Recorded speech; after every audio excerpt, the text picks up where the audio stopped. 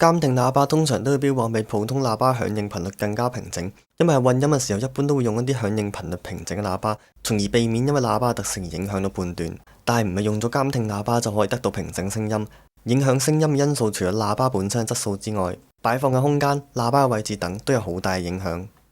喺專業錄音室入邊，喇叭都係按照一定規則擺放，位置唔係亂咁擺。而為咗改善空間聲學，亦都會喺牆壁上面安裝啲聲學材料，令到空間對喇叭嘅聲音唔會有太大影響。但一般嘅 home studio 就比較難做到，因為擺位可能受限制或者唔夠預算等等。如果擺放喇叭房間冇做好聲學工程，出嚟嘅聲音係好難作為混音參考之用。以呢個 home studio 為例，喇叭位置靠近牆壁，左邊嗰隻貼近牆角，房間係完全冇做聲學處理。用軟件測量之後可以睇到，雖然用嘅係監聽喇叭，但係聲音依然係好唔平整。喺120赫茲附近嘅頻率多咗近15 dB， 就算已經開咗喇叭嘅聲學功能，將低頻減咗4個 dB， 同埋喺80赫茲位置加咗個 high pass filter， 但係低頻依然嚴重偏高，左邊嘅喇叭甚至多咗一啲唔應該存在嘅聲音。喺呢一個環境下，呢個喇叭根本冇辦法作為混音參考。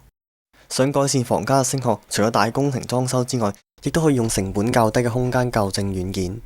呢啲數位空間校正軟件原理係用啲測量威嚟測量房間嘅特性，再用軟件加上一個相反嘅均衡器，令到出嚟嘅頻率係接近平整。我哋而家嚟聽下呢個軟件效果。